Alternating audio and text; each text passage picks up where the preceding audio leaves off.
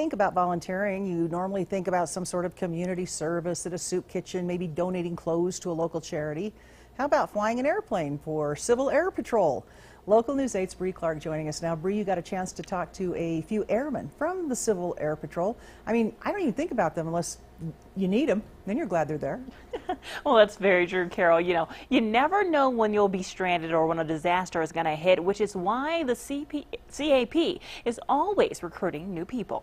There's something about aviation. When I was a little kid, anytime I saw an airplane, I wanted to be up there. Today is Ryan Foster's first day with the Civil Air Patrol. But even though he has been flying small planes since he was a teen, he still has to learn the ropes. A wealth of knowledge in all aspects, from administrative to actually being in the pilot seat, or, you know, there's a position for a photographer, scanner, observer.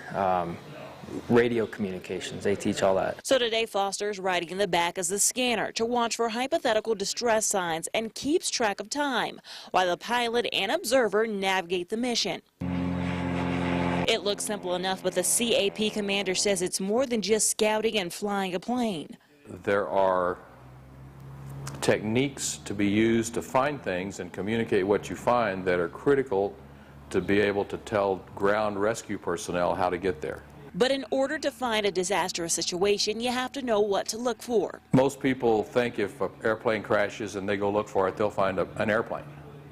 Almost never do you find an airplane. You always find some sort of a piece of an airplane, or two pieces, or a big hole in the ground. A wealth of knowledge that Foster is eager to learn, so one day he may be the difference between life and death. I think anytime you volunteer in a program like this, you're going to make a difference.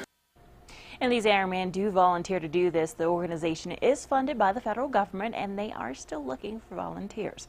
Live in the studio, I'm Bree Clark. Oh, we're glad to know that they're there. So the CAP has recently helped in several high-profile searches, including the search for those two lost women at Craters of the Moon. That was last year.